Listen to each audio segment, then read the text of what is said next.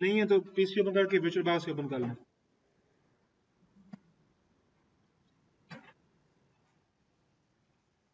Okay जी, first of all एक चीज हमने डिफरेंस देखना है। अभी तक हम 16 बिट्स ऑपरेटिंग सिस्टम के साथ से अपना कोड लिख रहे थे और हम अज्यूम कर रहे थे कि हमारे पास जितने रजिस्टर हैं उनका साइज भी क्या है 16 बिट है, ऐसे ही है। लेकिन आज हम मूव करेंगे toward 32 bits and 64 bit.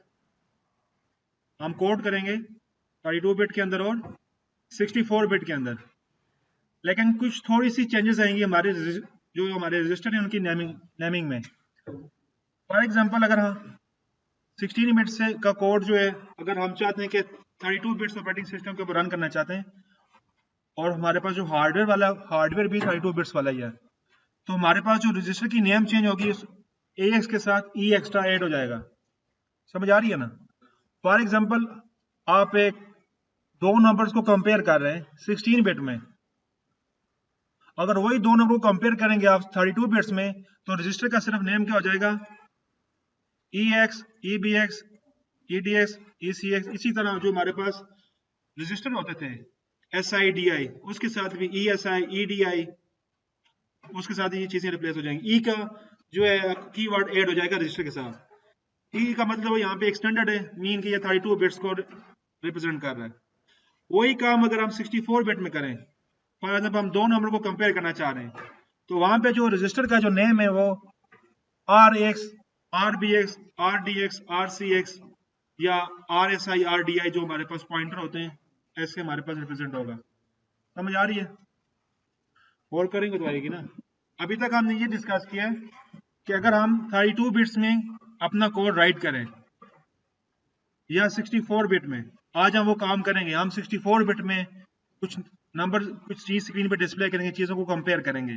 32 bit के अंदर करेंगे और 16 बिट के अंदर तो हम 14 लेव्स होगी हम करते आ रहे हैं। डिफरेंस खाली क्या आएगा? डिफरेंस रजिस्टर की नेमिंग में आएगा। देख लें, अगर हमारे पास 16 बिट्स है तो उसमें हम AX, BX, CX, DX लिखते थे, लेकिन उसी कोड को अगर हम चाह रहे हैं कि 32 बिट्स के लिए लिखें, तो EX, EBX, ECX सिर्फ E का जो है कीवर्ड रजिस्टर के साथ ऐड हो जाएगा। समझ आ रही है? और अगर वही हम 64 बिट में करना चाहें, मीन अगर हम असेंबली का code 64 bit hardware operating system के साथ हम करना चाहते हैं, तो रजिस्टर की नेम क्या हो जाएगी RAX, RBX, RCX, RDX, इसी तरह RSI, RDI जो पॉइंटर वाले हैं वो भी ऐसे ही हो जाएंगे। समझ आ रही है? अब फॉर एग्जांपल हमारे पास 8 बिट है, 8 बिट में हम AL और AH को रिप्रेजेंट करते हैं। समझ आ रही है ना? और जो हमारा एक AX होता है उसके अंदर एक 1 AL 1 AH होता है, ऐसे ही है। लेकिन जो हमारा 32 बिट का एक AX होता है, इसके अंदर बेसिकली 2 AA होते हैं, 2 AX, 2 AX मिलके 1 EX बनाते हैं। ये 32 बिट है ना, तो ये मीन 16 बिट 16 बिट। और इसी तरह जो हमारे पास एक RX रजिस्टर है उसमें 2 EX रजिस्टर होते हैं, 4 AX रजिस्टर होते हैं और 8 AL और 8 AH रजिस्टर होते हैं। आप इसको भी दे सकते हैं इस तरह। सिंपल ये है कि आपके पास 64 बिट है, तो 64 बिट में आपके पास दो 32 बिट्स के मिलके वो 64 बिट से बनाते हैं। सही है जी? ये यहां तक ये हो गया जी।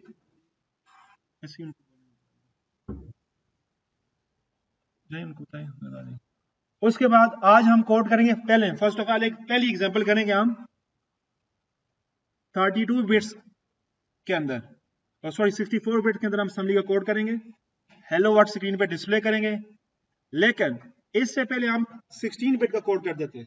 तो 16 बिट का हमारे पास कोई ऑपरेटिंग सिस्टम नहीं है, हार्डवेयर नहीं है, तो हम स्पेशली कहां पे रन करते थे? कहां पे रन करते थे? डास बॉक्स के अंदर वर्चुअली हम रन करते थे। लेकिन जो हम 64 बिट का आप कोड लिखेंगे हम असेंबली का, उसको हम डास बॉक्स के अंदर रन नहीं करेंगे। क्यों? डास बॉक्स सिर्फ आपको 16 बिट की फैसिलिटी प्रोवाइड करता है। अगर हमने 16 बिट से हायर पे जाना है, 32 बिट के ऊपर जाना है या 64 बिट जाना है, तो हम ऐसे ऑपरेटिंग सिस्टम पे आएंगे, ऐसे हार्डवेयर पे आएंगे जो 32 बिट या 64 बिट को सपोर्ट कर रहा होगा। फॉर एग्जांपल हमारे पास विंडो है, मैक है, लिनक्स है, ये 32 बिट एंड 64 बिट को सपोर्ट करते हैं।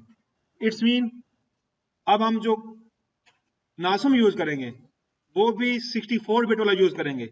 पहले जो हमारा नासम था वो 16 बिट के हिसाब से था, जो हमारा कोड को असेंबल करता था, कंपाइल करता था, वो 16 बिट्स के कोड को करता था। लेकिन अभी आज हम क्या करेंगे, वो नासम भी पहले वाला 16 बिट को करता था, अभी हम नासम जो डाउनलोड करेंगे वो भी 64 बिट वाला डाउनलोड करेंगे। और जो हमारा कोड होगा वो भी 64 बिट के हिसाब से लिखा होगा। और उसके बाद हम कोड को रन, पहले हम डास में रन करते थे, अब डास से रन नहीं करेंगे, अब अपनी सीएमडी के अंदर या अपने टर्मिनल के अंदर उसको रन करेंगे। जैसे आप नॉर्मली आप सी का कोड रन करते हैं, आपने सी प्लस प्लस का पाइथन कोड रन करते हैं ना अपनी विंडो के अंदर या लिनक्स के अंदर, ऐसे ही आज हम असेंबली का कोड रन करेंगे अपने टर्मिनल के अंदर। ठीक है जी। उसके बाद नेक्स्ट हमारा फेज क्या होगा, हमारा नेक्स्ट फेज होगा कि हमने असेंबली का कोड सी लैंग्वेज से कॉल करना है। समझ आ रही है? एक हमारी सब रूटीन लगी हुई बनी हुई है किसमें, असेंबली के अंदर। उस असेंबली के कोड को हमने सी के प्रोग्राम से कॉल करना है, वहां से कुछ पैरामीटर भेजना है असेंबली के फंक्शन को, असेंबली का फंक्शन उसमें कुछ एडिशन करके वापस रिटर्न करेगा, उसको वापस हमने सी में डिस्प्ले करना है। समझ आ रही है? आज हम ये काम करेंगे, मुश्किल नहीं है, बिल्कुल इजी सा है। ये इसलिए करा रहा हूँ कि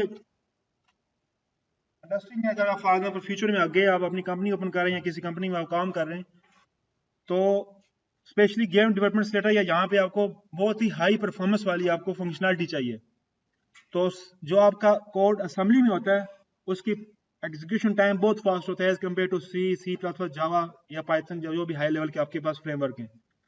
तो होता है ऐसे एक्चुअली, फॉर एग्जांपल आप पाइथन में या सी में काम कर रहे हैं, ठीक है, और वहां पे एक स्पेसिफिक फंक्शनलिटी है जो बहुत ज़्यादा टाइम ले रही है, तो आप क्या करते हैं कि उस फंक्शनलिटी को, बाकी सारा काम अपना सी अपनी हाई लेवल लैंग्वेज में ही रखने देते हैं, वो स्पेसिफिक काम आप असेंबली में उसका कोड लिखते हैं, उसके बाद सिर्फ उस फंक्शन को आप हाई लेवल लैंग्वेज से कॉल करते हैं, और फंक्शन आपके लिए वो सेकंडों में वो काम आपका कर देता है। अगर वही काम अगर हाई लेवल लैंग्वेज से करें तो टाइम ज्यादा लगेगा, लेकिन वही काम अगर आप समी से लेंगे टाइम कम लेगा। इट्स मीन हमें पता होना चाहिए कि अगर आपने एक लैंग्वेज से दूसरी लैंग्वेज को कॉल करना है तो कैसे कॉल करेंगे। स्पेशली अभी हम जो एग्जाम्पल लिखेंगे वो सी से लिखेंगे, हम सी में कोड लिखेंगे, वो कोड असेंबली के कोड को कॉल करेगा और वापस असेंबली का कोड वापस रिटर्न सी को कुछ चीज रिटर्न करेगा, मीन हेलो वर्ड हम चीजें डिस्प्ले करेंगे। ठीक है जी। मैं चाहता हूँ कि आपको एक छोटा सा डेमो दे दूं कि हम करने क्या जा रहे हैं।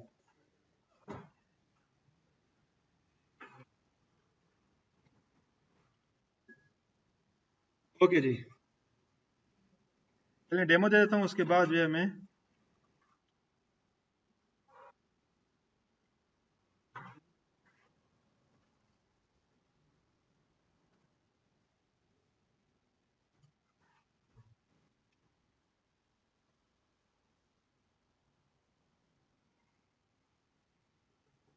देखें की नजर आ रही है।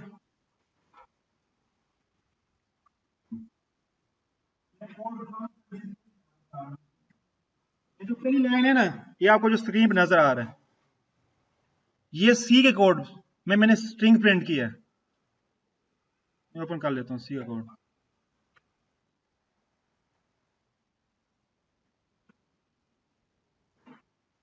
ये सी का कोड है, जैसे आपने सी प्लस लिखते हैं सी का, वैसे ही है। वहां पे प्रिंट स्कैनफ यूज, सॉरी वहां पे सी एंड सी आउट यूज करते हैं, यहाँ से प्रिंट स्कैनफ यूज करते हैं। ये मैंने कहाँ पे प्रिंट किया है, सी के कोड से प्रिंट किया है, और वो मुझे यहाँ पे डिस्प्ले हो गया है। फिर अब ये जो लाइन है, ये लाइन, ये मेरे असेंबली के कोड में पड़ी हुई है, ऐसे ही है। इस फाइल को दोबारा असेंबल कर लेते हैं ताकि मैं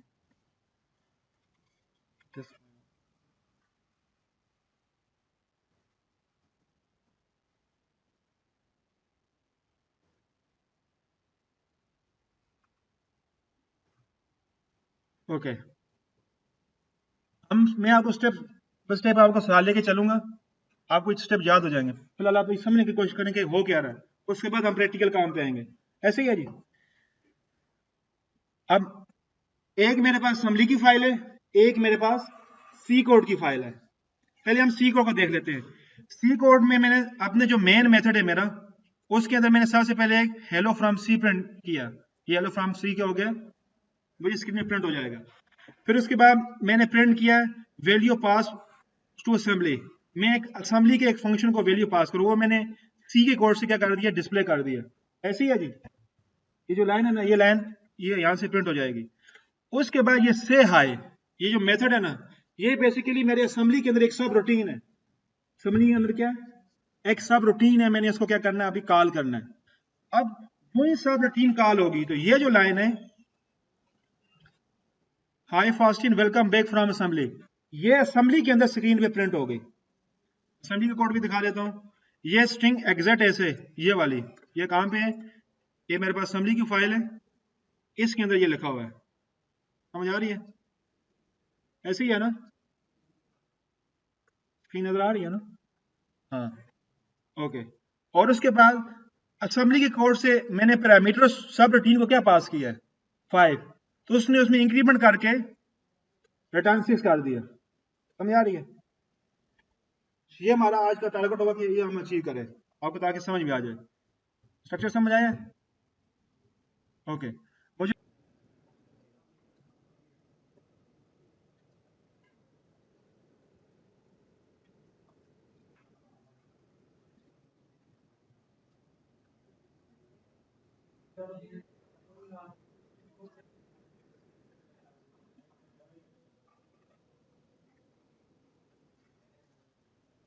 ओके जी, लिनक्स में स्टेप किए हैं कि हमने उससे पहले लिखे हैं, स्टेप लिख लें, जिनके पास नहीं है वो भी एक टेक्स्ट फाइल में लिख लें स्टेप।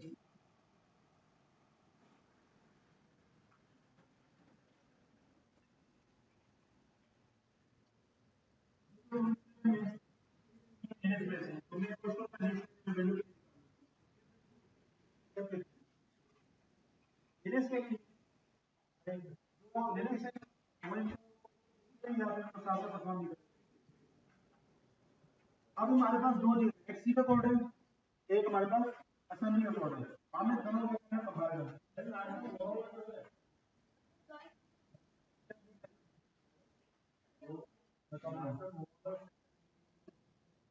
कौन सा नाम बोलना, पहले वाले कौन सा नाम, कौन बता रहे हैं, तो कैसे वो सिर्फ उस फोल्डर का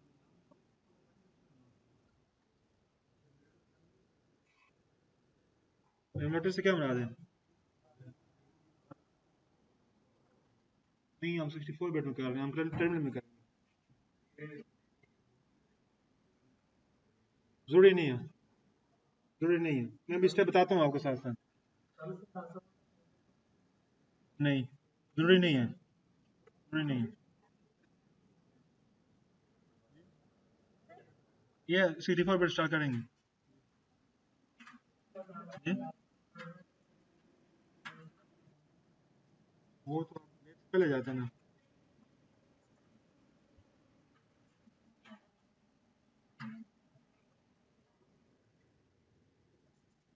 कितना टाइम लेंगे, पहले डिसाइड कर लें, 10 मिनट या 50 मिनट, खाली आपने कहा छोटी सी बात करनी है, 50 मिनट क्यों लग रहे हैं, वो तो वाइवल लेंगे, उससे प्रॉपर टाइम लगेगा उसके,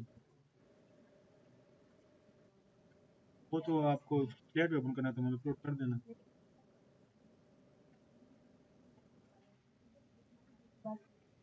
खाने में आपको टाइम लगेगा, आपसे क्वेश्चन आंसर करेंगे,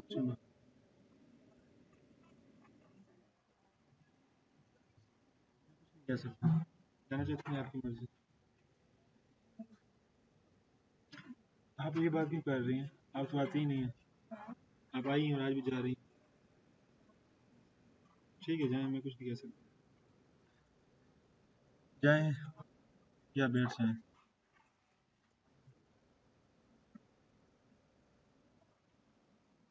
ओके जी, हम टर्मिनल में सबसे पहले क्या करेंगे, टर्मिनल ओपन कर लें कोई भी, अगर आपने नासिम इंस्टॉल करना है, ये सूडो अपडेट किया कमांड लगा लें, ठीक है, और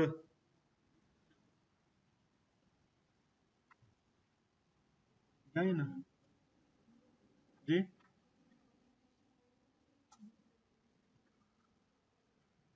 मैं आपकी बात नहीं समझा, ये मैंने खुद लिखी है, मैं उसे शेयर भी कर दूंगा, आपने इसको पहले अपडेट करना है, उसके बाद आपके पास ये नासम की कमांड है, sudo apt install नासम, ठीक है। ये बेस्ट प्रैक्टिस है कि आपने कोई भी इंस्टॉलेशन करने से पहले आपने उसको अपडेट करना होता है। ओके जी, मेरे पास ऑलरेडी इंस्टॉल है, तो ये मेरे पास जल्दी जी।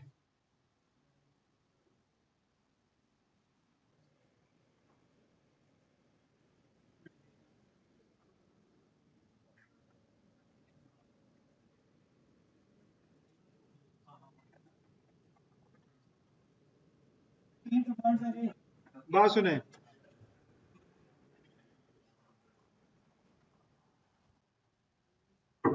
नासम के लिए फिर उसका वर्जन चेक करेंगे, तो अगर आपको वर्जन आ जाता है इसका मतलब आपके पास नासम इंस्टॉल हो गया है। सिंपली आप ये चेक करेंगे, अगर आपके पास आ गया तो इसका मतलब नासम आपके पास इंस्टॉल हो गया है। फिर आप जीसीसी डाउनलोड कर लें और फिर जीसीसी का वर्जन चेक करेंगे। अगर आपके पास ये वाली आउटपुट आ रही है तो इस मीन जीसीसी भी आपके पास, ये जीसीसी वर्जन आ रहा है, इसका मतलब है कि जीसीसी भी आपके पास जी। विंडोज भी नहीं, लिनक्स पे करना है, वो कर रहे हैं। सही है जी। नहीं पानी कोई भी,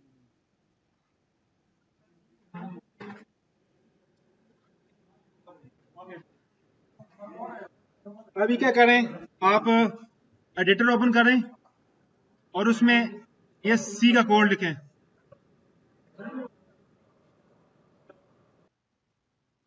असेंबली का लिखें, पहले ग्लोबल स्टार्ट लिखें, एग्जिट यही चीज लिखें।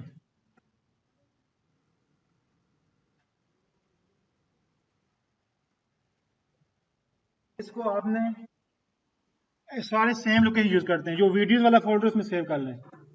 कंट्रोल एस करेंगे और आपके पास ये जो वीडियोस वाला फोल्डर है ना, यहाँ पे वीडियोस वाला, इस फोल्डर में, ताकि इस और कोई चीज ना हो इसमें, वीडियोस वाले फोल्डर में इसको सेव कर लें और इसके टाइप रखेंगे .asm। इस फाइल की टाइप क्या रखनी है, .asm। लेकिन इसको आपने वो पुराने असेंबली वाले फोल्डर में सेव नहीं करना, सेपरेट सारे की यूज करें वीडियोस वाला, जो आपका वीडियोस वाला फोल्डर नहीं है उसके अंदर ब्राउज करके हेलो वर्ल्ड का कोई भी नाम लिख के .asm आपने लाजमी लिखना सर। नहीं डिलीट करने की जरूरत नहीं है, रहने देना वीडियो जी। जी ये लेंथ फाइल ही है, जस्ट लेंथ हमने यूज किया, वही वाला काम जैसे स्ट्रिंग की लेंथ फाइंड करने के लिए हमने यूज किया यहाँ पे। नहीं वो मैं बताता हूँ, यहाँ पे 64 बिट में थोड़ा सा चेंजेस हैं। सेव कर वो ले, सबके कोड लिख लिया, टॉप पे देख लें हमारे पास ग्लोबल स्टार्ट है, सेक्शन टेक्स्ट है और स्टार्ट वाला ये लेवल एग्जैक्ट ऐसे है, उससे पहले अंडरस्कोर भी है, स्टार्ट से पहले अंडरस्कोर भी है, और फिर मूव की कुछ कमांड्स हैं, सबने लिख लिया। कोई ऐसा स्टूडेंट जिसने जो रहता हो, आपने लिखा, तो फिर बोले ना, नहीं बोल भी नहीं सकते, खाना खाया, फिर तो बोलना चाहिए आपको, भूखा मुर्गा ज्यादा ले रखा होता है। अच्छा जी, आपने अपने टर्मिनल में आ जाएं, ये नासम फ्लैश -c करें कि अगर आपके पास नासम का वर्जन आ रहा है तो, अगर नहीं आ रहा तो इसकी इंस्टॉलेशन वाली कमांड लगाएं।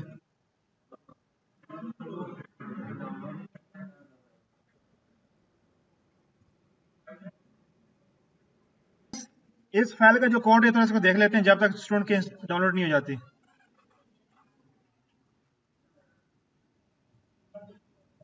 ये इंडिपेंडेंट है, ये असेंबली का इंडिपेंडेंट कोड है, उसके बाद सी फाइल पे आते हैं।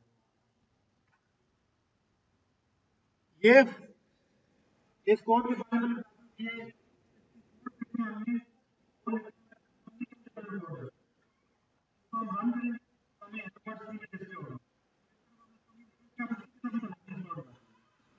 नेक्स्ट स्टेप में, अब जैसे हमारे पास सी या सी प्लस, उसमें हमारे पास ये क्या होता है, मेन होता है।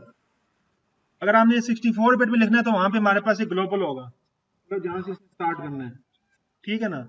अगर हमने 64 बिट में अगर हमने कोड लिखना है और अगर हम चाह रहे हैं कि ये कहाँ से स्टार्ट हो, तो हमारे पास हमेशा उसमें स्टार्ट वाला लेबल होना चाहिए या सब रूटीन होनी चाहिए, समझ आ रही है। तो ये सिंपली आप कह सकते हैं कि ये वो हमारा ग्लोबल में हम टॉप पे बता रहे हैं कि ये यहाँ से स्टार्ट यहाँ से होना है। जी बिल्कुल। अब इस स्टार्ट के अंदर कोई और सब रूटीन आप बना के कॉल कर सकते हैं, लेकिन स्टार्ट इसने यहाँ से होना है। अगर आप असेंबली का इंडिपेंडेंट कोड लिखना चाह रहे हैं कि ये खुद अपने आप को हम कॉल करें तो हमें ये होगा। अगर आप किसी हम सी से करेंगे तो उसका थोड़ा स्ट्रक्चर डिफरेंट होगा। ठीक है जी। अब इसमें डिफरेंट सेक्शन होते हैं, टेक्स्ट का सेक्शन, डेटा का सेक्शन। जहां पे भी हमारे पास डेटा डिफाइन होता है उसमें हम डेटा के सेक्शन में डिफाइन करते हैं डेटा, और टेक्स्ट वाले सेक्शन में हम अपने क्या करते हैं, कोड लिखते हैं जो भी हमारी लॉजिक होती है। उसके बाद अब जैसे कि ये AX है बेसिकली, लेकिन 64 बिट ऑपरेटिंग सिस्टम में हार्डवेयर के साथ इसको हम कहते हैं RAX, इसका मतलब AX ही है। ठीक है, हाँ RAX से मतलब ये 64 बिट को रिप्रेजेंट कर रहा है। आप समझ लें 16 बिट वाला AX ही है। ठीक है, लेकिन है इसके साइज का इंक्रीज है। अब ये जो है, जैसे कि हमने लास्ट टाइम पे इंटरप्ट वाली हमने कोड देखा था, जैसे इंटरप्ट कॉल होती हैं एग्जैक्ट वैसी बिल्ट इन फंक्शन यहाँ पे यूज हो रहे हैं। RAX में जब 1 पास करेंगे इसका मतलब हुआ कि सिस्टम कोई चीज राइट करनी है, कॉल फॉर राइट, मतलब हमने कोई सिग्निफाई करना है, कोई चीज राइट करनी है। और RDI से मुराद है हमारे पास हमने कोई चीज आउट करनी है। समझ आ रही है ना? स्टैंडर्ड आउट, एक होती है स्टैंडर्ड इन होती है और दूसरी होती है स्टैंडर्ड आउट। कुछ चीज हमने स्क्रीन में मतलब प्रिंट करनी है, आउट करनी है। और उसके बाद RDI में RSI जो हमारे पास सोर्स इंडेक्स रजिस्टर है, उसके अंदर हम उस मैसेज का एड्रेस करेंगे, मतलब अपनी स्ट्रिंग का एड्रेस जिस जहां से स्टार्ट होना है। तो ये मैसेज हमारा यहाँ पे नीचे लिखा हुआ है हेलो वर्ल्ड। इसके अंदर हम जितने भी कैरेक्टर लिख लें, जितने हम पूरा पैराग्राफ लिख दें, वो पूरा पूरा पैराग्राफ हमें स्क्रीन में प्रिंट होगा। उसके बाद हम RDX में उसकी लेंथ बता देते हैं। ये 3 से 4 हमने ऑपरेशन किए हैं। RX में हमने क्या किया, 1 मूव किया, बताया क्या कुछ चीज राइट करनी है। RDI में बताया कि राइट क्या करनी है, मतलब कि हमने स्क्रीन पे कुछ चीज राइट करनी है। RSI में आपने वो मैसेज वाला एड्रेस पास कर दिया है, और RDX में हमने उसकी लेंथ पास कर दी है। लेंथ फाइंड करने का फार्मूला वही है जैसे हमने लास्ट टाइम 16 बिट में देखा था कि जहां पे हमारे पास लेबल हो स्ट्रिंग, उसके लास्ट पे आप लेबल डिफाइन कर लें, एम्प्टी लेबल, और ये माइनस ये करेंगे तो स्ट्रिंग की आपके दरमियान क्या होगी, लेंथ आ जाएगी। समझ आ रही है जी? अब ये स्ट्रिंग पे कामा 10 से मराद ये न्यू लाइन, वो ऑटोमेटिकली न्यू लाइन में कंसोल चला जाएगा। लेकिन अगर न्यू लाइन नहीं करते, इसके बाद कोई और स्ट्रिंग प्रिंट करते हैं तो इसी से आगे वो कंटिन्यू होगा। मैं बताता हूँ, 60 पे आता हूँ मैं जी। मैं आपकी बात नहीं समझा। हाँ हाँ, उन्होंने डिफाइन ही ऐसे किया हुआ है टेक्स्ट से। अच्छा, अब ये सिस कॉल है, इसे कहते हैं सिस्टम कॉल। अब ये सिस्टम कॉल यहाँ पे ये बता रही है कि आप कह सकते हैं ये इंटरप्ट है। ये क्या इंटरप्ट है? अब जब ये इंटरप्ट कॉल होगी वो आके AX के अंदर देखेगा। हमने जब भी कहा जब भी इंटरप्ट कॉल होती है, जो इंटरप्ट हैंडलर होता है वो कहाँ पे आके देखता है, AX के अंदर, या AL के AH के अंदर, या AX के अंदर, या EX के अंदर। अभी यहाँ पे हमारे पास RAX है तो वो आके RAX के अंदर देखेगा। ठीक है जी। उसमें एक हमने सिस्टम क्या कहता है, कॉल फॉर राइट, उसने कुछ चीज राइट करनी है। सही है जी। और उसके बाद अब वो देखेगा कि उसने स्क्रीन पे कुछ चीज प्रिंट करनी है, तो ये मैसेज और यहाँ तक लेंथ इसको प्रिंट कर देगा। सिंपल सिस्टम कॉल इन दोनों चीजों को यूज करते हुए। उसके बाद अब ये चीज यहां तक हमारे पास स्क्रीन पे प्रिंट हो जाएगी, इसमें रन करते हैं, देखते हैं कैसे प्रिंट होती है। लेकिन यहाँ पे ये 2-3 लाइन है ये वाली, ये एग्जिट की लाइन है। जैसे हम असेंबली में एग्जिट करते थे ना, हम मूव करते थे एक्स के अंदर क्या 4C00, यहाँ पे 64 बिट में हमारे पास 60 है, यहाँ पे क्या है, और ये सिर्फ लिनक्स के लिए है। अगर आप operating system to operating system जाएंगे तो वहां पे कोड चेंज होंगे। ठीक है, ये हमारे पास एग्जिट का कोड है, इस प्रोग्राम को एग्जिट करने का फंक्शन कह लें आप। एग्जिट का फंक्शन है 60, और XOR ये आगे मैंने दशा लिखी हुई है, सिस्टम कॉल फॉर एग्जिट, और एग्जिट कोड जो है हमारे पास, मतलब ये 2 पैरामीटर आपको सेट करने होते हैं। आपको DI को आपको 0 करना होता है, और RX के अंदर आपको 60 मूव करना होता है। उसके बाद आप सिस्टम कॉल करते हैं तो वो ऑटोमेटिकली इस प्रोग्राम को क्या करता है, टर्मिनेट कर देता है। समझ आ रही है? नहीं हो सकता। 64 बिट में, और 32 बिट में आई थिंक 32 बिट में भी नहीं हो सकता, उसमें भी करनी पड़ेगी सिस्टम का आपको। ओके, अब अगर किसी के पास नासम इंस्टॉल हो गया वो सिंपल टर्मिनल में जाए, सबसे पहले अपनी चेन डायरेक्टरी करें वीडियोस, क्योंकि हमने ये फाइल कहाँ पे स्टोर की हुई है, वीडियोस के अंदर।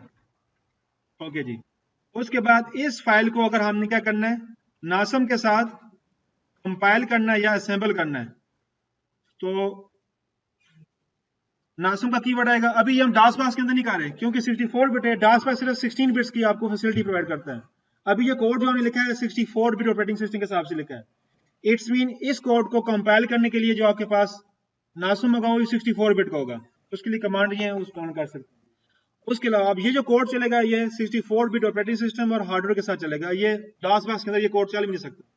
इसीलिए हमारे पास जो इसका फॉर्मेट है, नासम का कीवर्ड लिखेंगे, उसके बाद हमारे पास एफ का कीवर्ड आता है, एफ बताता है फाइल्स कौन कौन सी हैं या फॉर्मेट। L64 से मुराद है कि इसने जो ऑब्जेक्ट फाइल बनानी है वो 64 बिट हार्डवेयर के ऑपरेटिंग सिस्टम के मुताबिक बनानी है। अगर ELF32 कर दें तो 32 बिट के हिसाब से बनेंगे, ठीक है जी। और उसके बाद हमारे पास सोर्स फाइल होती है, क्या होती है, सोर्स फाइल जो हमारी असेंबली वाली जिसका कोड है, और फिर ओ करके हमारे पास आती है ऑब्जेक्ट फाइल। 1 मिनट, इसमें थोड़ी सी चेंजेस हैं क्योंकि हमने यहीं पे साथ इसकी आउटपुट भी देखनी है।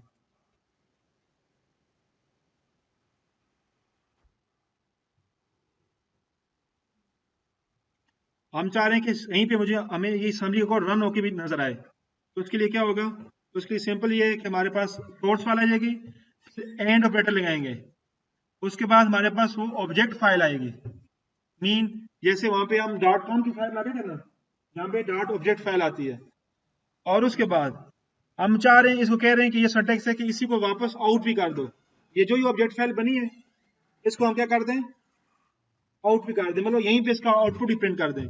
तो मेरे पास ये फाइल, ये जो कोड इस फाइल में सेव है, इस कोड का नाम है ले 14C, सी है ना, नहीं सॉरी डी है। तो आपने सिंपल क्या करना होगा, आपने यहाँ पे जो भी आपने उसका नाम रखा हुआ है वो .asm, फिर ऑब्जेक्ट फाइल का नाम भी वही रख दें .o, और उसके बाद आप इसको आउट कर दें, तो आप देखेंगे आपको वहीं पे हेलो वर्ल्ड डिस्प्ले हो जाएगा।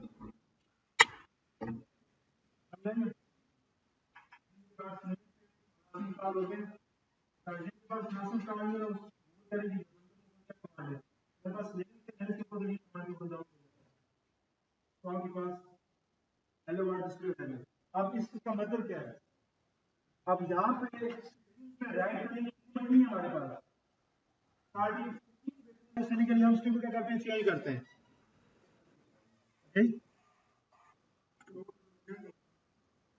स्ट्रिंग को हम चेंज करते हैं। 1 मिनट, स्ट्रिंग को चेंज करते हैं।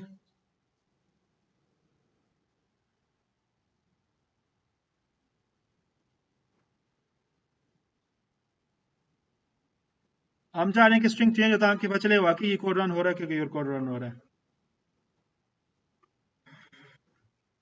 देख लें,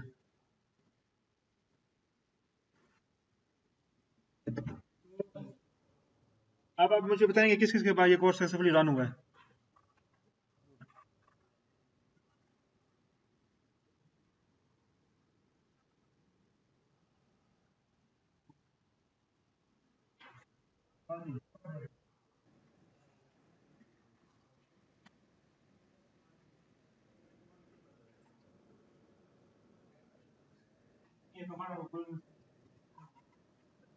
मिल जाएगी लेकिन आसानी से नहीं मिलेगी।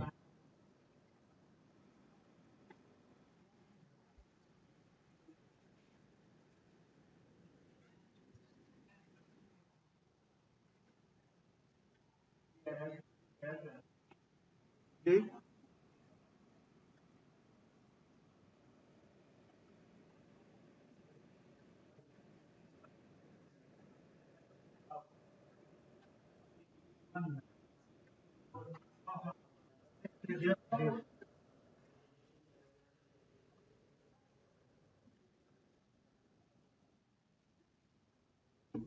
हाँ घे पे।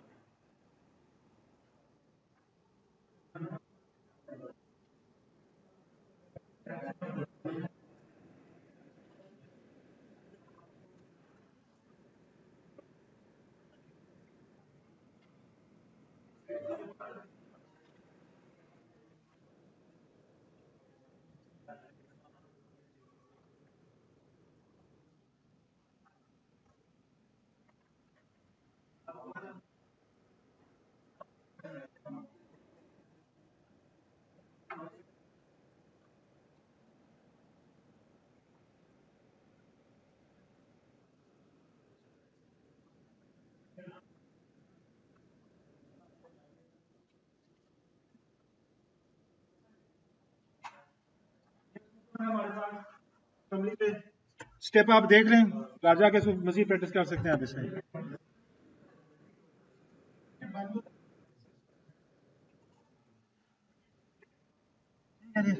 अब ये तो सिंपल था हमारे पास, हमने 64 बिट असेंबली में कोड लिखा है और उसको स्क्रीन पे रन किया।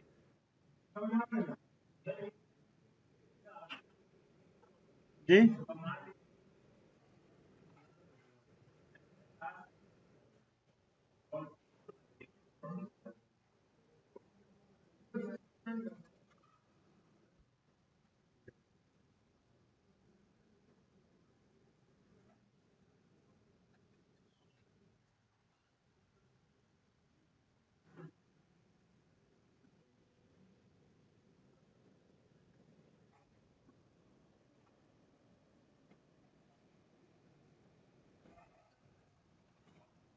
ओके जी।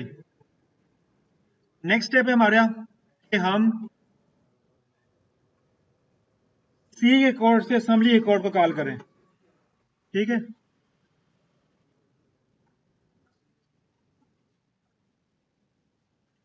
ओके सी का कोड लिख लें, फिर इसको मैं एक्सप्लेन करता हूँ।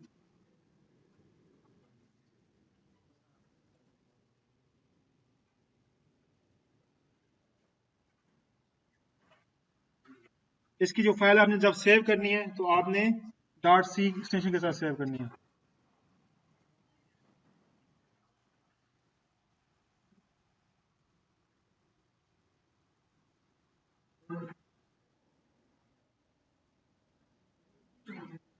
नहीं, ये सेपरेट फाइल बनानी है।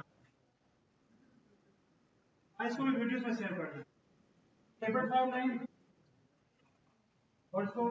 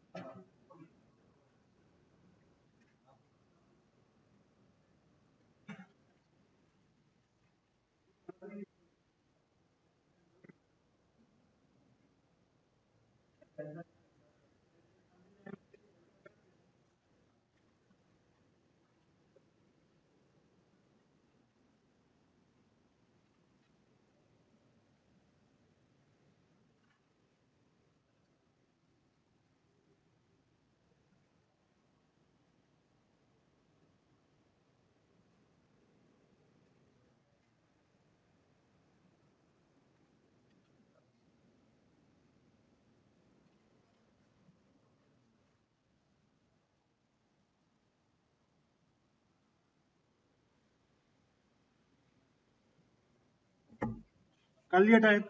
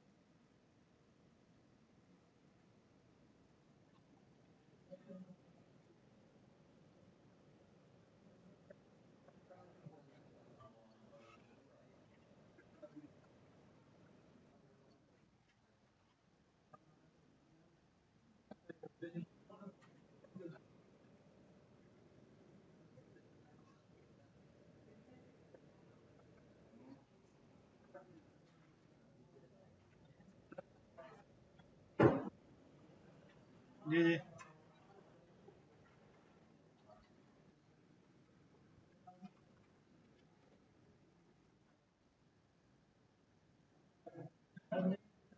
वन मिनट में थोड़ा आपके लिए इसको जो है ना बैकग्राउंड वाइड करके चेक करता हूँ ताकि आपको नजर भी आए। ये ठीक है अभी ठीक है ना?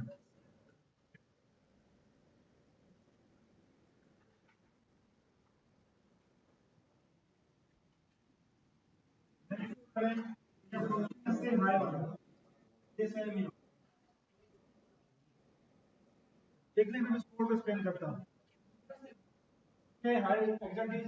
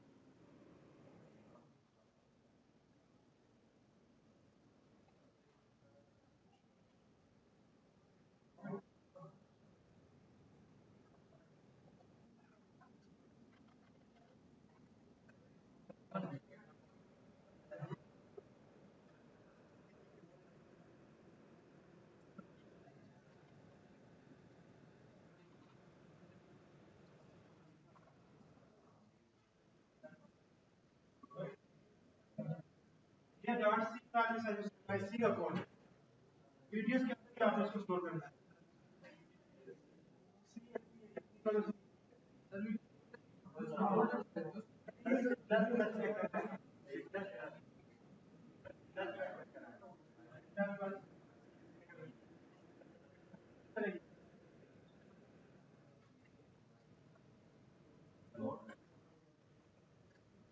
अच्छा जी समझ लें,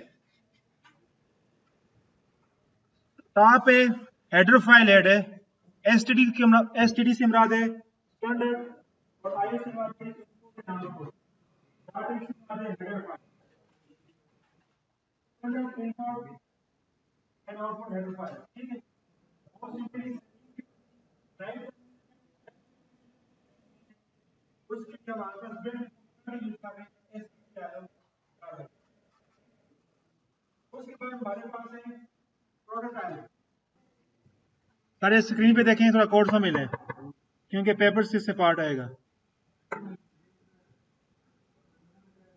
सुने,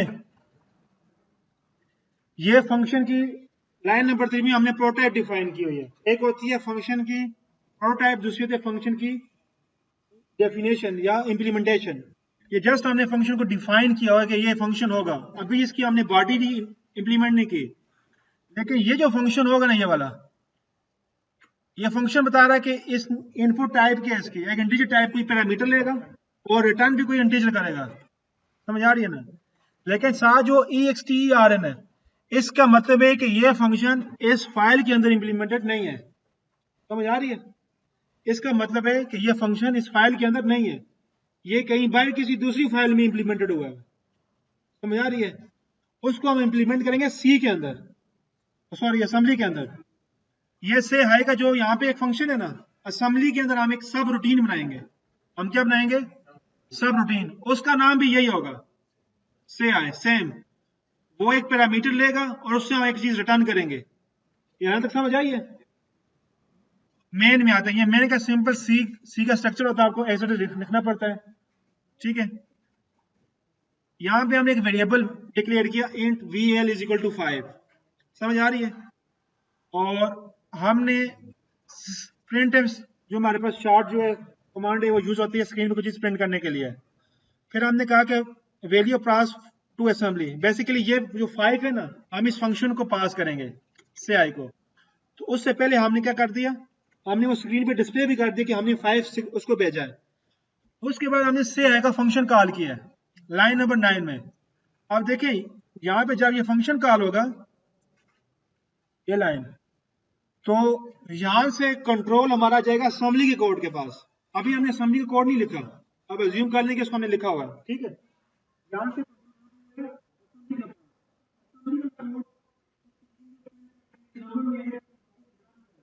कंट्रोल हमारा कहां पे आएगा?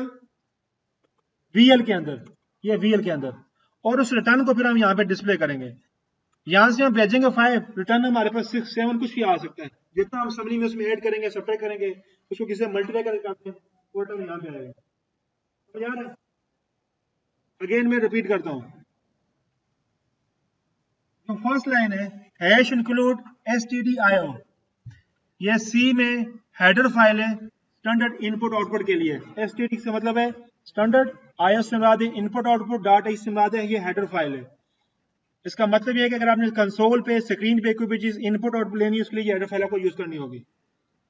लाइन नंबर 3 में हमने फंक्शन की प्रोटोटाइप डिफाइन की है। प्रोटोटाइप और फंक्शन की बॉडी या डेफिनेशन इंप्लीमेंटेशन में फर्क होता है। प्रोटोटाइप में सिर्फ आप फंक्शन का नेम, रिटर्न टाइप, पैरामीटर लिखते हो, लास्ट में सेमीकोलन आता है। फंक्शन की बॉडी कर्ली ब्रैकेट नहीं आती, इसे कहते हैं फंक्शन की प्रोटोटाइप। और ये नॉर्मली आपके मेन से ऊपर ही आप उसको डिफाइन करते हैं, चाहे आपके पास असेंबली हो, सॉरी सी हो, सी प्लस जावा हो या पाइथन हो।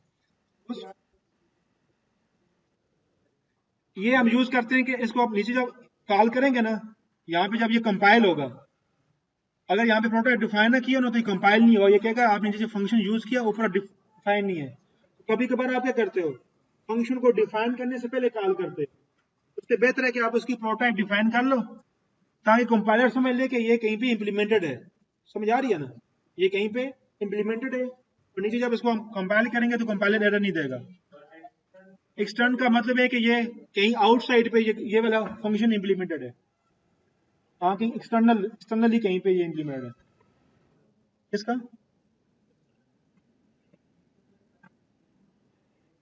मैंने बताया ना, हेडर फाइल है, हेडर फाइल।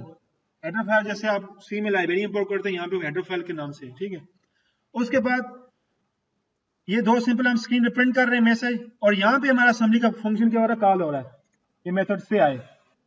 और फिर उस वो मेथड, अब जो उसको हम पास कर रहे हैं क्या, पैरामीटर 5 वैल्यू पास कर रहे हैं। अब असेंबली में वहां से जाके हमने 5 वैल्यू रिसीव करनी है। समझ आ रही है ना? और जैसे हमने लास्ट टाइम 16 बिट में हम पैरामीटर हम रिसीव करते थे, वैसे ही 64 बिट में हम पैरामीटर रिसीव करेंगे। असेंबली में हमने पैरामीटर भेजे थे ना, पुश किया था, वहां पे जाके बेस पॉइंटर के यूज करके बेस पॉइंटर प्लस 4 हम पैरामीटर रीड करते थे। वैसे ही हम थोड़ा सिमिलर पैटर्न होगा, 64 बिट में हम पैटर्न रिसीव करेंगे। लेकिन ये कभी ये जो पैरामीटर है ये सी लैंग्वेज से आया है। ठीक है जी, और उसको फिर रिटर्न करके वापस इसको सी में वापस डिस्प्ले करेंगे। ये तो हमारा सी का स्ट्रक्चर होगा। अब आप आते हैं असेंबली की तरफ। असेंबली में हमारा बेसिक ये है कि हम क्या करें कि हमने ये सिंपल, मैं पहले एक्सप्लेन कर लेता हूँ पहले, ताकि आपको लिखते हुए समझ गया है ना। वो अलग था, ये अलग है। वो इंडिपेंडेंट कोड था असेंबली वाला। अब ये डिपेंड कर रहा होगा, ये कोड इंडिपेंडेंट काम नहीं कर सकता। क्यों? इसमें स्टार्ट वाला फंक्शन नहीं है। समझ आ रही है ना? इसमें ये सिंपल, इसको कोई और लैंग्वेज कॉल करके इससे काम करवा सकती है, ये खुद इंडिपेंडेंटली काम नहीं कर सकता। हाँ, अगर इसमें हम स्टार्ट वाला फंक्शन, स्टार्ट से ना दे मेन, अगर इसमें मेन वाला फंक्शन डाल दें स्टार्ट वाला, तो ये काम करेगा इंडिपेंडेंटली। ठीक है जी, इसको लिख लें, फिर एक दफा एक्सप्लेन करता हूँ इसको।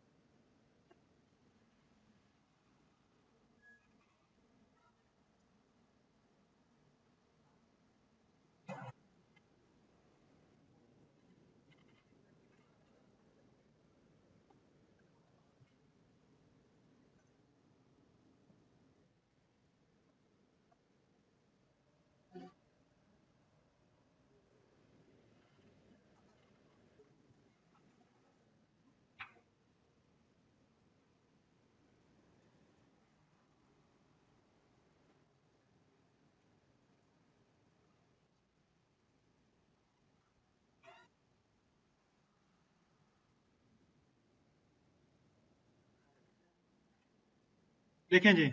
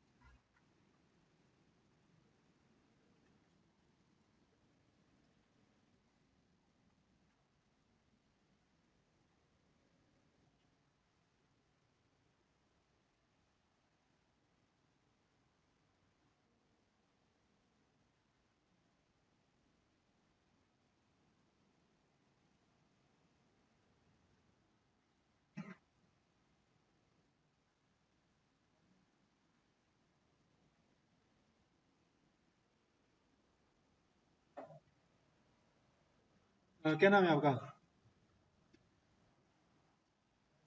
आपको अच्छा लगा था? क्या मसला था? सेक्शन नाम कैपिटल लिखा हुआ है ना? ये जो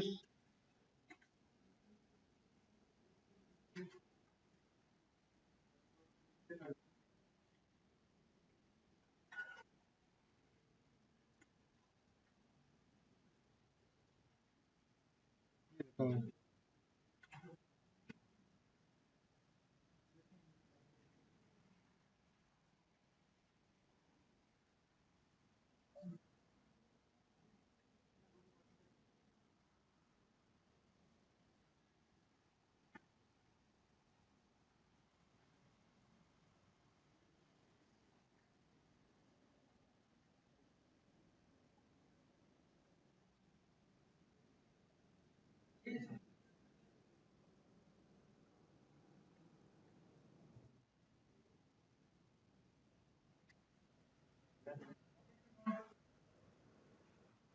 अभी थोड़ा सा देखें एग्जैक्ट आपने टाइम लिख दो उसमें लिखा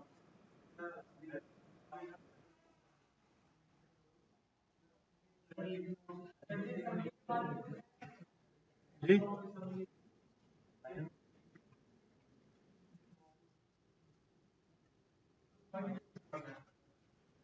जी डाल दें।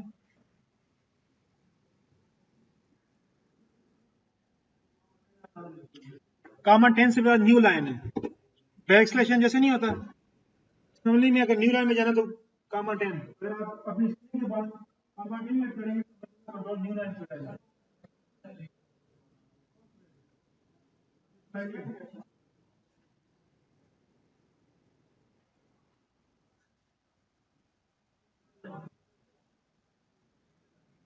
ये पेपर में पूछेंगे। टेंस से बता दें कि आपने न्यू लाइन में ना कोड लिखा हुआ है जी, क्या कह रहे हैं? हाँ ये आपने ऐसे ही लिखना है। आपके पास कोर्स में लिख लिया, फिर मैं इसको एक्सप्लेन करता हूँ।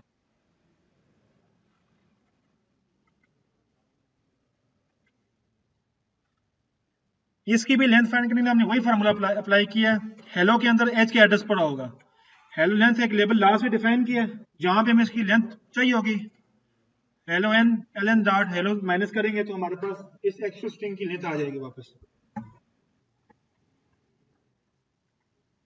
ओके जी, ऊपर जाते हैं, थोड़ा एक्सप्लेन कर लेता हूँ आपके पास आपको मैं। ये जो हमारे पास ग्लोबल से आए है, अब आपने गौर से सुन देखना है, ये से आए एक सब रूटीन है असेंबली कोड के अंदर, लेकिन इसकी प्रोटाइप कहाँ पे डिफाइन है? प्रोटाइप हमारे सी वाले फंक्शन में डिफाइन है। ये सी में जो आपने स्पेलिंग लिखी है अपने अपने कोड में, मेक श्योर कर लें कि उसके असेंबली में भी वही स्पेलिंग हो। यहां से बेशक इसको स्पेलिंग को कॉपी कर लें और असेंबली में जाके ये सी आई एन दोनों जगह पे कंट्रोल पेस्ट कर लें, कंट्रोल वी मतलब, कि स्पेलिंग मिस्टेक ना हो। फर्स्ट थिंग, ग्लोबल से ऐसे राज्य के ग्लोबल ये बताता है कि इसने प्रोग्राम ने स्टार्ट कहां से होना है, ऐसे ही है जी।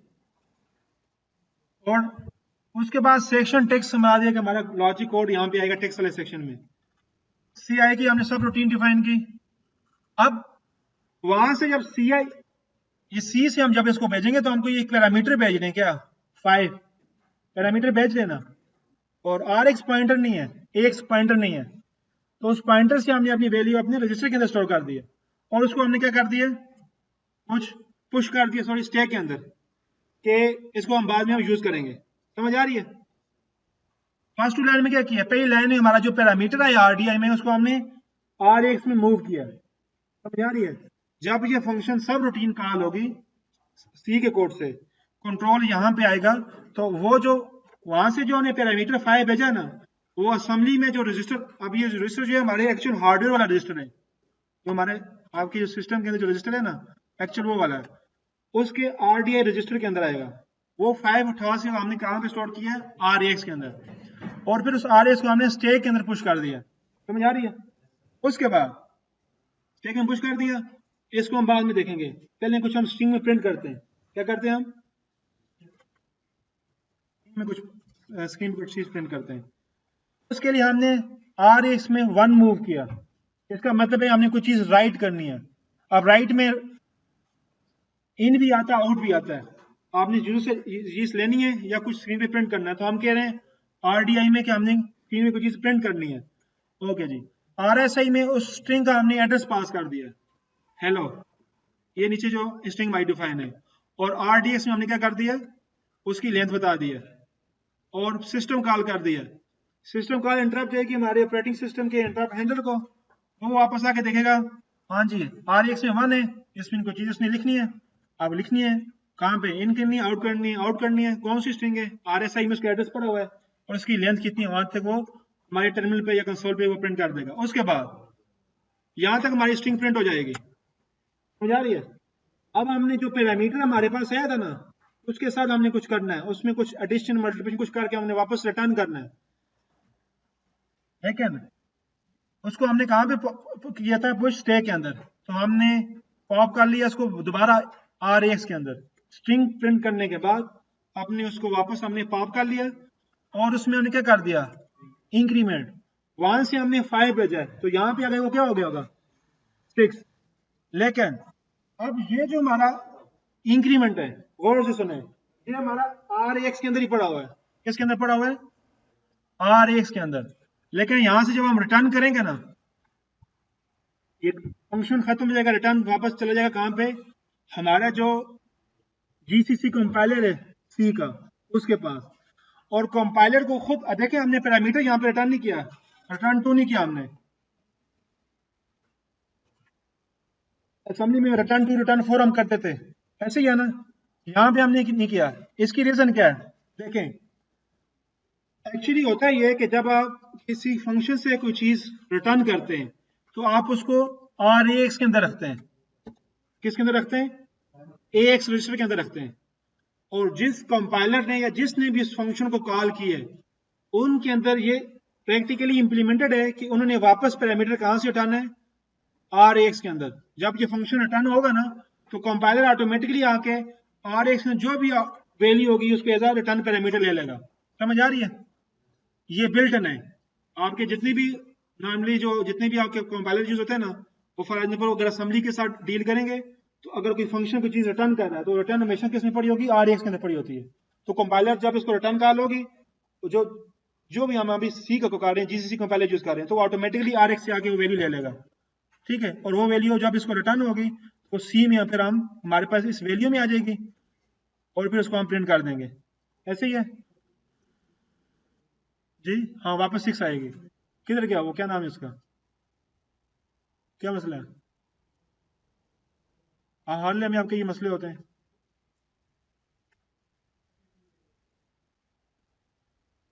ठीक हो जाएंगे इंशाल्लाह। ओके, ये सी का कोड है, ये वाला साथ असेंबली वाला कोड है।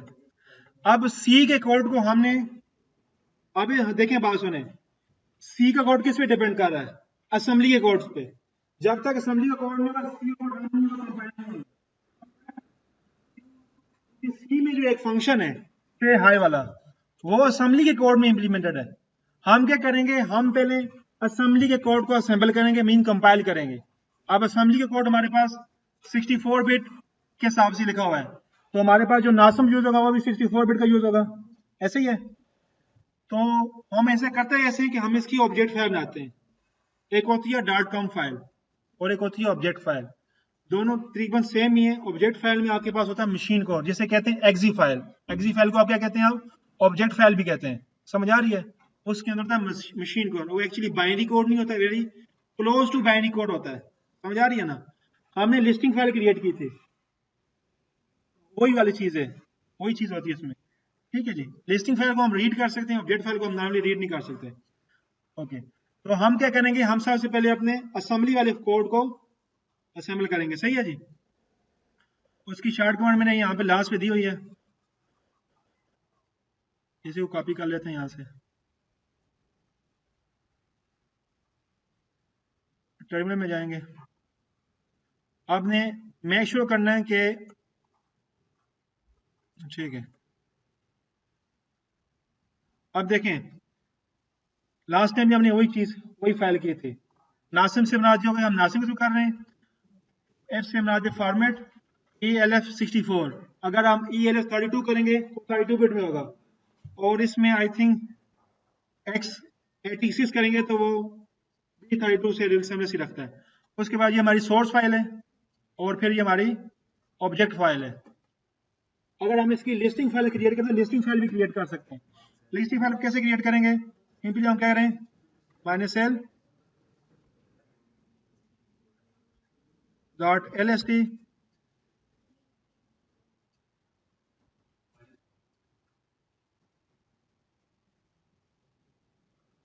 यहाँ पे ओ है, ठीक है,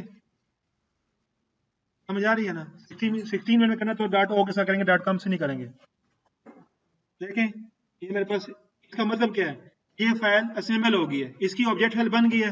फोल्डर में जाके चेक कर लेते हैं कि वाकई उसमें बन रही है कि नहीं बन रही। ओके जी, ये लेब 14 की ये देखें लिस्टिंग फाइल मेरे पास आ गई है। इसको मैं ओपन करता हूँ।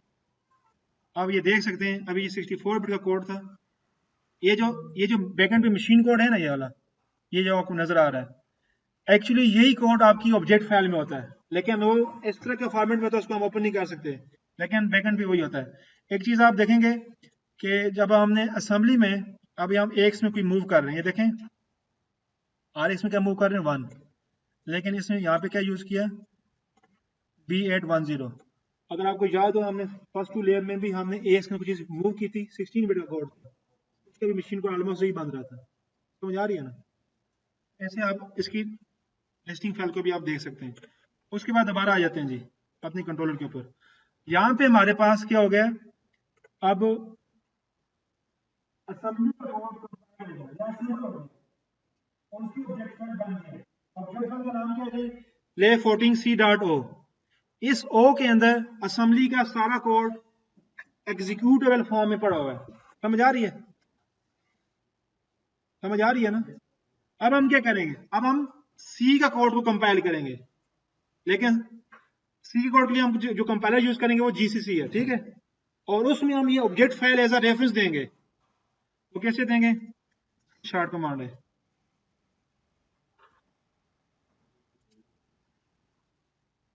ओके जी, जीसीसी नो पाई, इसको मैं बाद में एक्सप्लेन करता हूँ। पहले हमारी सोर्स फाइल है सी वाली, समझ आ रही है? साथ ही उसके हमने स्पेस देके क्या लिखा हुआ है, ऑब्जेक्ट फाइल। ये असेंबली का जो ऑब्जेक्ट फाइल बनी है उसको वो है, और उसके बाद अब ये जो हेलो बनेगी, या फिर इस हेलो को भी हम कर लेते हैं, हेलो कर लें, इसको कुछ भी ना लिख दें, लेकिन ये जो ऑब्जेक्ट फाइल बनी, ऊपर हमने ऑब्जेक्ट फाइल बनाई थी असेंबली की, उसकी डॉट टाइप हमने वो लिखी थी, यहाँ पे हम कोई टैग नहीं लिखेंगे, ऑटोमेटिक एग्जीक्यूट आता है। हेलो बनेगी, ये ऑब्जेक्ट फाइल बनेगी, लेकिन उसके अंदर का कोड एंड असेंबली का कोड दोनों कंबाइन होंगे। समझ आ रही है? इस ऑब्जेक्ट फाइल के अंदर सी का और असेंबली का दोनों का कोड कंबाइन होगा, जब भी हम हेलो को कॉल करेंगे तो कोड ऑटोमेटिकली दोनों एक दूसरे को अंदर कॉल करेंगे। उसकी हमारे पास सी की जो ऑब्जेक्ट फाइल बनेगी, एड्रेस से वाले एग्जिट फाइल जो बनेगी, उसके अंदर हमारे पास सी का भी होगा, और जो हमारे पास असेंबली कोड है दोनों उसमें कंबाइन होंगे, उसके बाद रन भी ऐसे ही होंगे। ओके, इसको हम रन करते हैं, ये कंपाइल हो गए। अब इस हेलो को रन करने के लिए सिंपल आपके पास कमांड है $hello, करेंगे तो आपके पास आउटपुट आ जाएगी।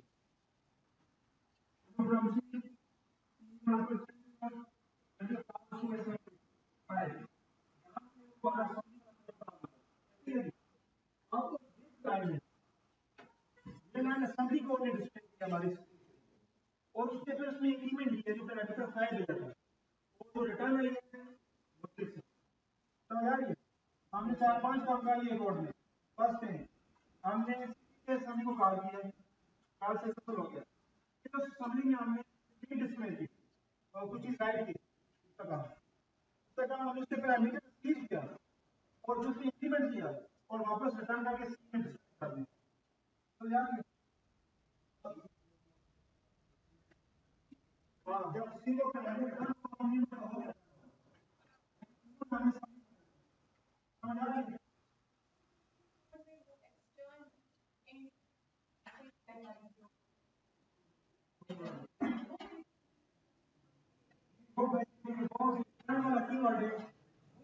हमारे assembly के कोड को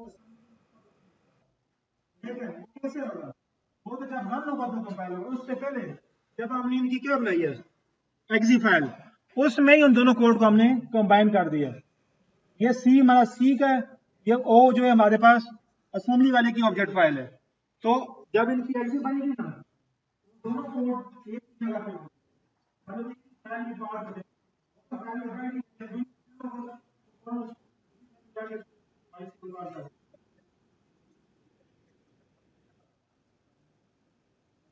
अगर मैं हमें स्टार्ट पास देना पड़ेगा, चलो यहाँ से स्टार्ट पास देना पड़ेगा।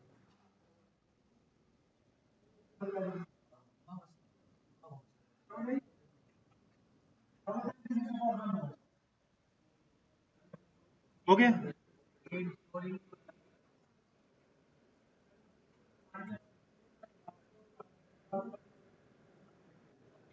ये है ना, मैं दिखाता हूँ, शो कर दो नासिम चालू करने के लिए।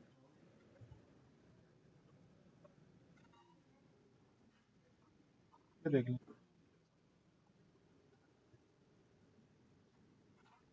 अच्छा मैं वो शो करता हूँ नासिम। अच्छा बात सुनिए, मेरे पास ये लिनक्स है और काली लिनक्स है, आप में से किसी के पास होगा यूबंटू, कुछ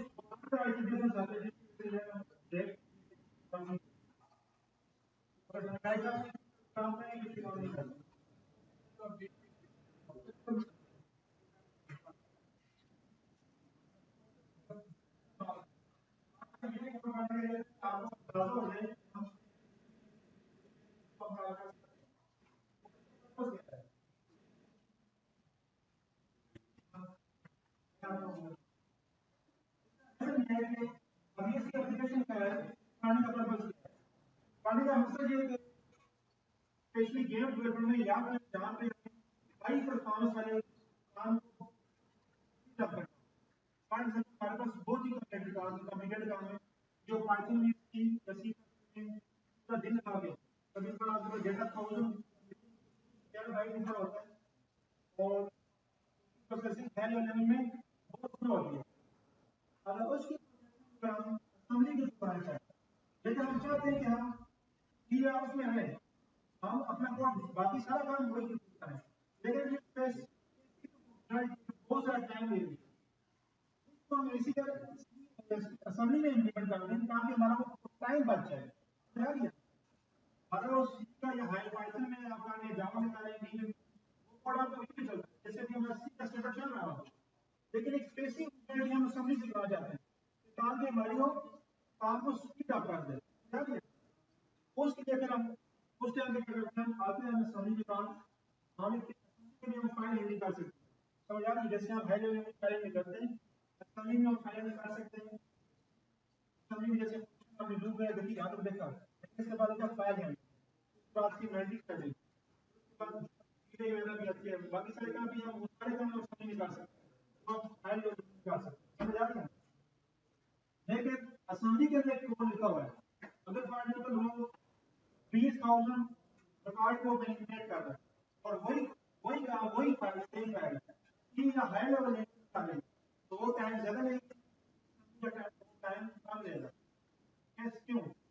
अगर आपने पाइथन में कोड लिखा हुआ है, अब पाइथन भी 30% आपको पता है कि प्लस में मतलब कि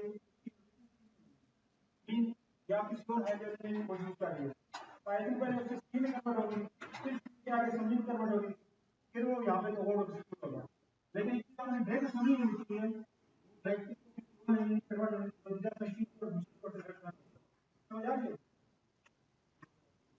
तो अगर फॉर एग्जांपल आप पाइथन में करते हैं, पाइथन से काम करें, इसकी वैरायटी जगह पाइथन से आप सी या सी प्लस कोड कॉल करेंगे, वो आगे से देखना पड़ेगा।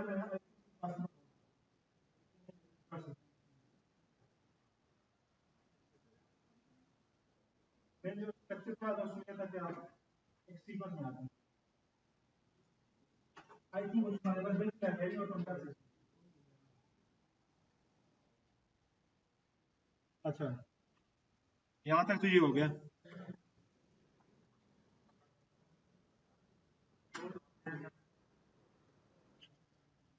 पहले बताया ना किसका रन हुआ है, फिर आप 2 को हुआ है। कमांड दिखा दो, ये ना इसमें कमांड्स हैं।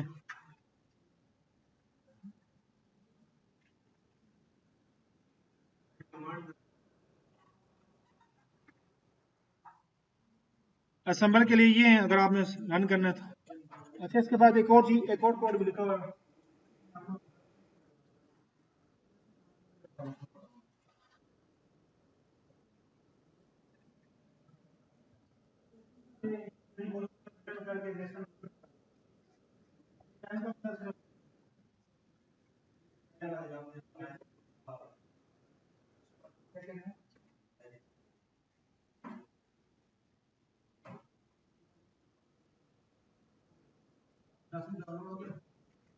वो आपने रन करना है,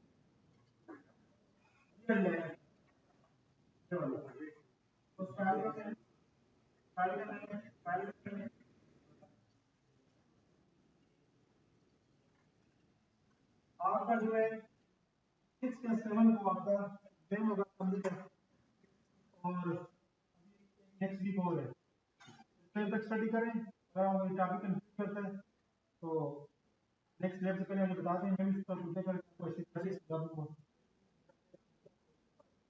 ये लेक्चर फिर असेंबली का होगा, तो उसकी असेंबली पे डिपेंड करता है।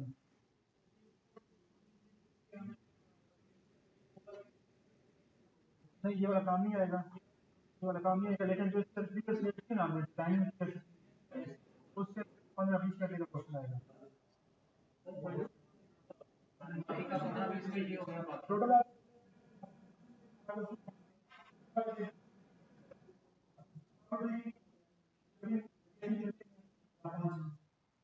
आपके पास कंपेयर, आपको हर काम सब रूटीन करना, सब रूटीन कैसे आपने पैरामीटर भेजे होंगे वहां से जाके क्या ये सब कुछ करने के लिए सब रूटीन आपके पास इंटरप्ट ही होने पड़ेंगे। Interrupt roll up, scroll down, स्टेटर आइटमेटिक करके चार पांच रोल अप, स्क्रॉल डाउन 6 7 इसके लिए, और स्ट्रीट टेस्टिंग करने के लिए अगर आप इंडिकेटर आइटम बनाएंगे और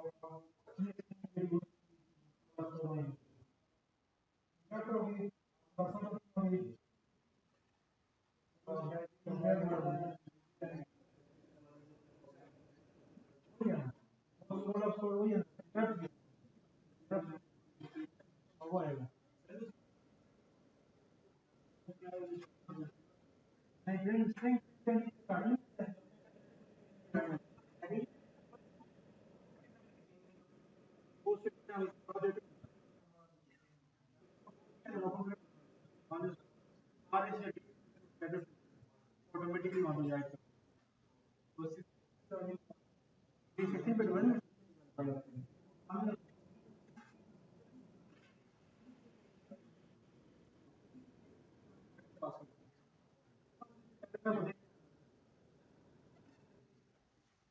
ओके जी, अब देखें, स्क्रीन में देखें, फंक्शन है, मैं चाह रहा हूँ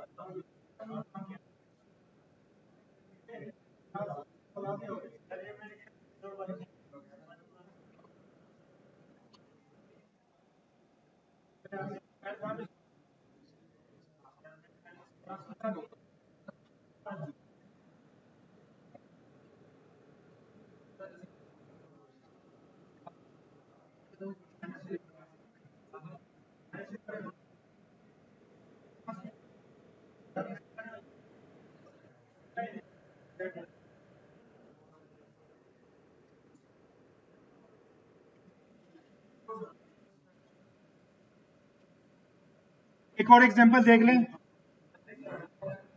आपसे लिखने को नहीं कह रहा, जब देखने कैसे हो रहा है।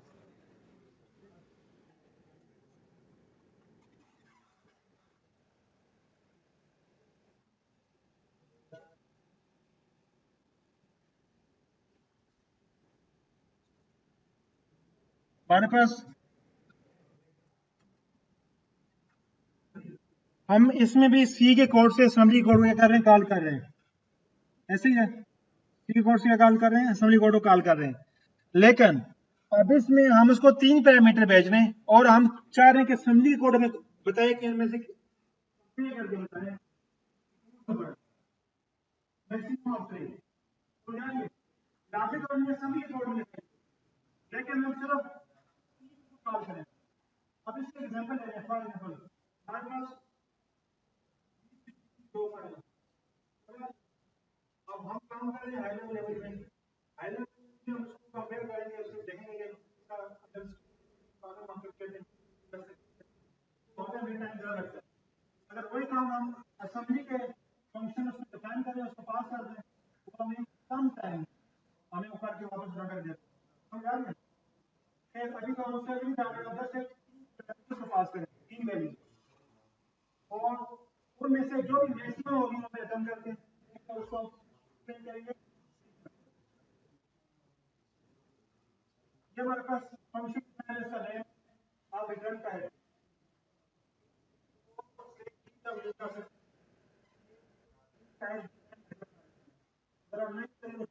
सिंपल आपकी। अब इसका मतलब है डेफिनेशन के 3 parameter, 3 input parameter already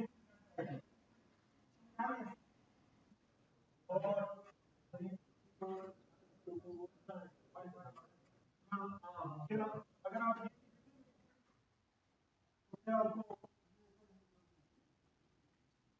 simple आप कंपेयर कर रहे हैं यदि तो ये मैक्सिमम ऑफ हमने वहां पे डिफाइन किया असेंबली के अंदर, उसको हम 3 पैरामीटर पास करते हैं और वो कुछ एक चीज रिटर्न करेगा। इन सब 1 2 3 4 5 हमें इसका प्रिंट होगा, वो कंपेयर करके बताएगा। अब कंपेयर करके हमने असेंबली में हमने कंपेयर की कमांड यूज कंपेयर, लेकिन हम असेंबली में वही यूज करेंगे, ठीक है ना। अब हम असेंबली की देखते हैं, इससे जो भी बदला कि हमने छोटा डिफाइन किए और उसको हमने पैरामीटर पास किया असेंबली में, लेकिन वो जो असेंबली का कोड है वो किसमें 64 बिट के अंदर है। ओके, ग्लोबल से ये मराद है कि इस प्रोग्राम का स्टार्टअप कहां पे है, तो हमने अपनी सब रूटीन का नाम भी वही रख दिया, क्या है, मैक्स ऑफ 3। अब हमने 3 पैरामीटर भेजे हैं, हमने सब रूटीन को कितने पैरामीटर भेजे, 3 पैरामीटर, लेकिन एक चीज हमने कितने पैरामीटर भेजे, 3।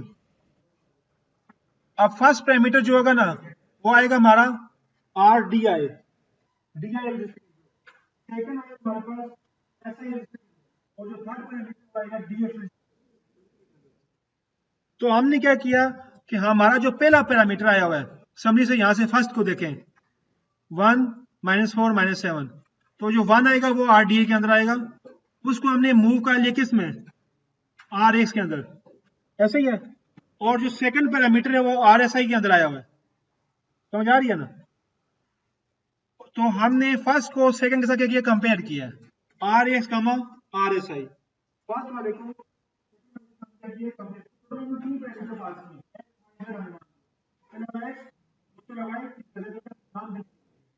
लेकिन जो पहले वाला पैरामीटर है वो RDI में आया हुआ है और सेकंड वाला पैरामीटर RSI में आया हुआ है।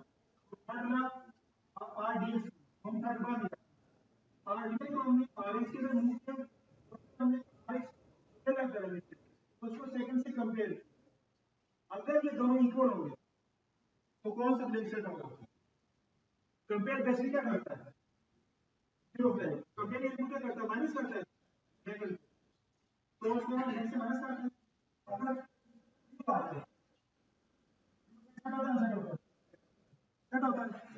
ओके, उसके बाद हमारे पास है COM C मूव L, क्या C मूव L, ये सिंपली क्या करती है, ये कहती है कि अगर ये दोनों क्या है, अगर जो पहले वाला दूसरे से लेस है, क्योंकि हम मैक्सिमम बता रहे हैं कि इन तीन में से मैक्सिमम कौन सा, अगर ये उससे लेस है तो ये सिंपली क्या करेगा, सेट रिजल्ट टू y, ये y में रिजल्ट सेट कर देगा, मतलब जो जहां पे तीसरा पैरामीटर आया है उस जगह पे ये वैल्यू स्टोर कर देगा। अगर ये चीज छोटी नहीं होगी, सिंपली फिर क्या करेगा, अपने RAX को RDX जो हमारा तीसरा पैरामीटर है उससे कंपेयर करेगा। RDX में हमारा तीसरा पैरामीटर आएगा, फर्स्ट पैरामीटर हमारा कहां पे आ रहा है, RDI में, सेकंड RSI में, तीसरा RDX में। और इसी तरह अगर वो भी जब ये कंपेयर करेगा ना, अगर इफ सो मतलब कि अगर ये कंपेयर में RX इससे छोटा है तो क्या करो, set result to Z and maximum value between RX। तो बेसिकली जब ये चीज होती है तो ये सिंपली उनको मूव करता है कि अगर छोटे वो रिजल्ट कंपेयर करो, कंपेयर होती है, एक तो कंपेयर करता है, इसको यहां पे नहीं करते,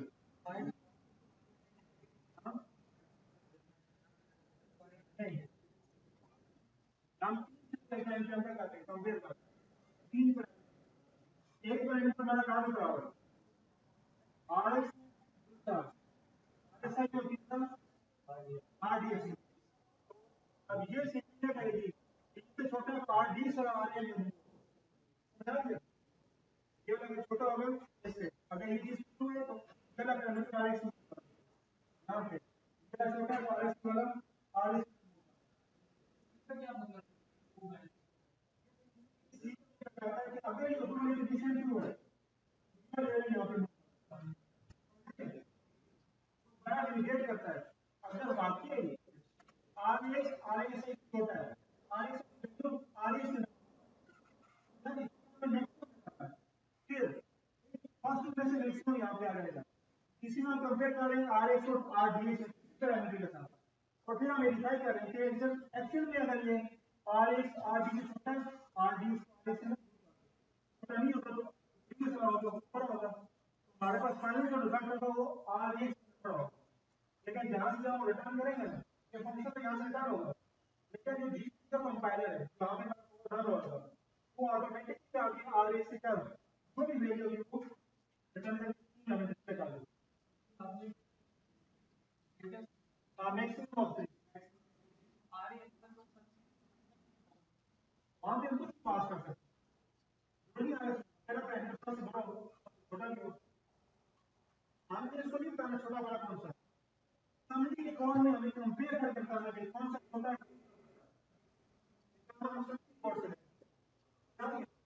अब यहाँ पे हम एग्जाम्पल कितना वाला का मिस्टेक नहीं आपको रेट कर रहे हैं, आपके पास इतना बड़ा डेटा सेट है कि पाइथन में या अगर हर चीज ट्रेनिंग डाउन कर रहे हैं और वो कर रहे हैं तो सारा टेक्नोलॉजी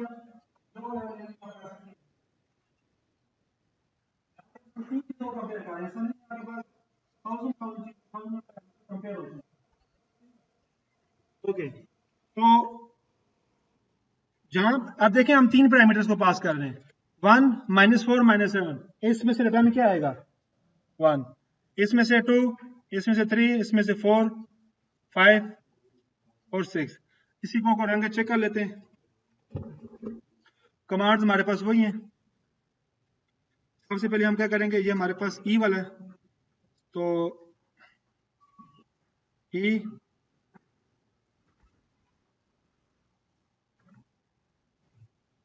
हमारे पास सैंपल हो गया। उसके बाद हमारे पास सी वाला आ गया।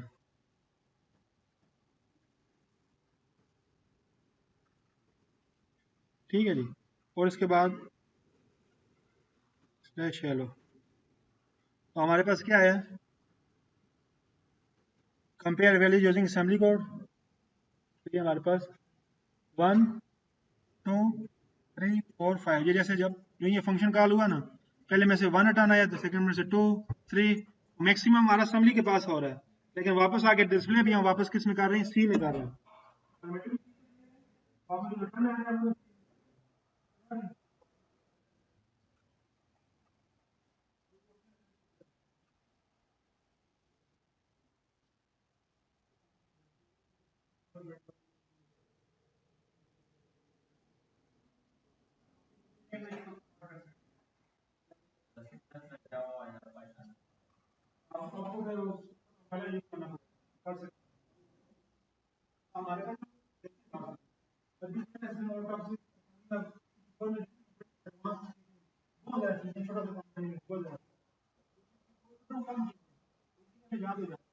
उसके बाद हम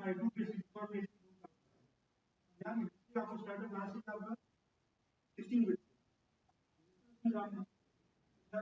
आपका यूजर में इंस्टॉल हो जाएगा, और भी बोल जाता है।